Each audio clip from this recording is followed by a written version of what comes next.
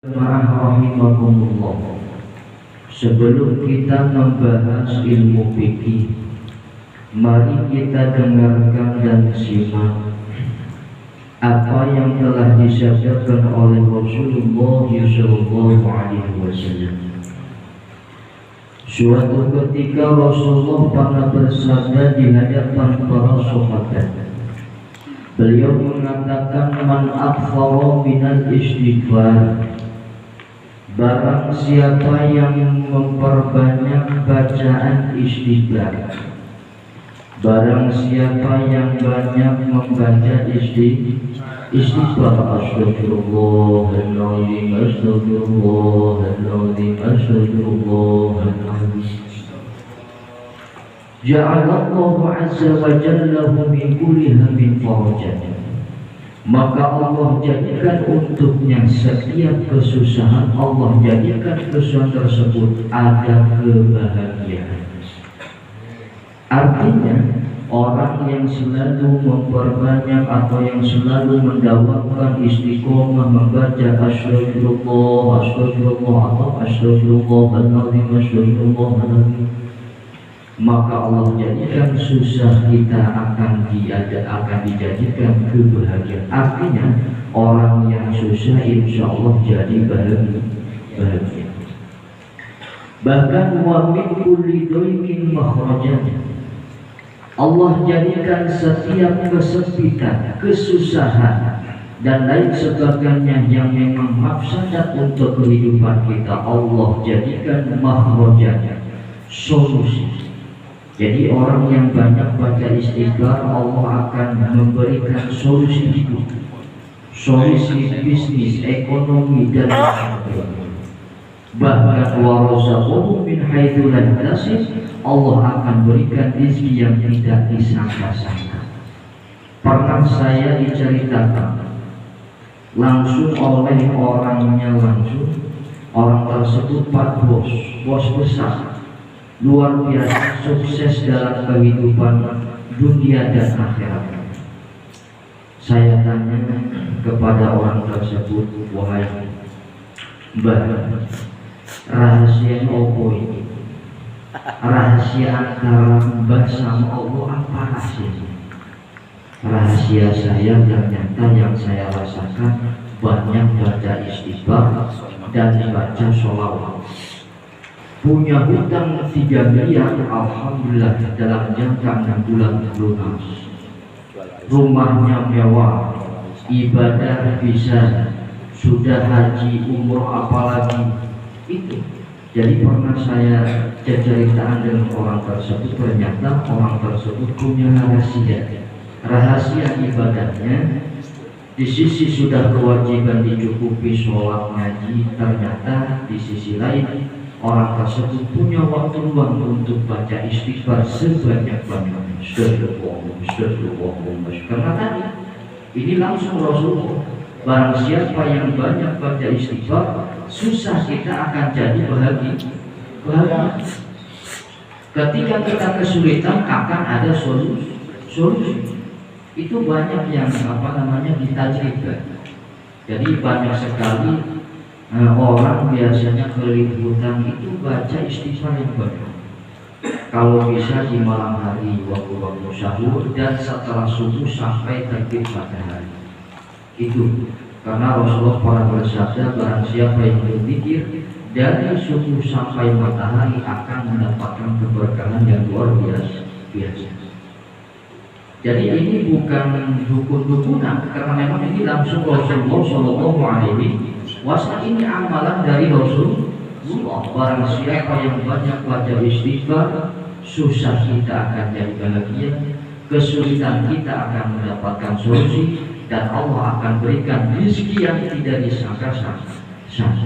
Terus orang tersebut memperbanyak baca sholawat, karena sholawat adalah salah satu wasilah diijabah doanya cepat.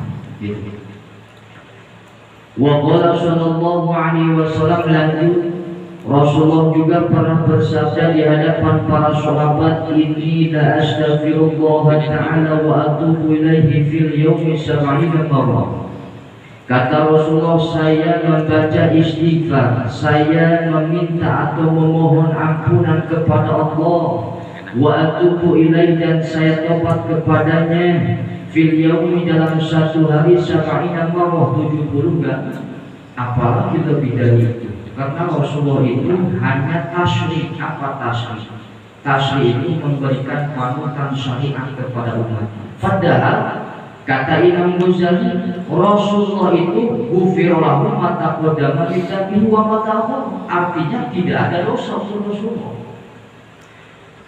Andai kata Rasulullah berbuat dosa, andai kata, tapi tidak akan pernah. Rasul, andai kata Rasul berbuat dosa, pasti sudah diampuni oleh Allah Subhanahu. Tapi Rasul tetap dengan tawadhu dan tadarruk kepada Allah, tetap meminta ampun. Ampun itu hanya sebatas untuk diikuti oleh umat. Apalagi kita, bukan Rasul, bukan Nabi, bukan wali, bukan alimul ulama, bukan orang soleh sekalipun kita, maka harus memperbanyak baca istighfar. Orang yang banyak istighfar akan luluh hati, akan lembut hatinya, akan selalu mengingat dosa-dosa yang telah lalu dan dosa-dosa yang baru saja dilakukan. Itulah faedah-faedah kita bagi kita yang dawam, Pak, bukan sekali dua kali dawam, tapi terus-menerus kita baca istighfar yang banyak. Bapak-bapak ngajar di sekolah, daripada utang langsung mendingan baca istighfar. Bapak di mana di perusahaan, apabila di waktu yang memang luang, baca istighfar, baca sholawat yang banyak. Kalau bisa kita itu belajar, Pak, sehari itu dapat 1000. Sehari sholat paling 3 ya kita ya. Nanti di sisi lain, di waktu-waktu luang kita tambah. Makanya nih, yang tadi orang sukses tadi yang pernah curhat sama saya tadi, si bos tadi, dia itu punya apa ya, bukan tasbih, ada namanya tasbih digital tuh Pak, dipecat aja, yang suka kayak cincin itu ya, dipecat aja. Karena mereka patok, orang tersebut dipatok 1 hari harus dapat berapa ribu. Dan kata orang tersebut, yang penting yakin. Karena saya pernah katakan, kita sebagai orang yang beriman berjalan di muka bumi, bagaimana keimanan dan keyakinannya. Sebab ada hadis, Allah itu, kata Rasulullah, mengikuti sangkaan hamba. Kalau hambanya yakinnya 50%, insya Allah. Jadi Allah akan coba keyakinan kita. Coba orang tersebut berdoa kepada saya, sampai mana sih keyakinannya? Sampai mana dia ingin diijabah dan lain sebagainya. Jadi yakin yang penting. Susah kalau nggak yakin, itu susah.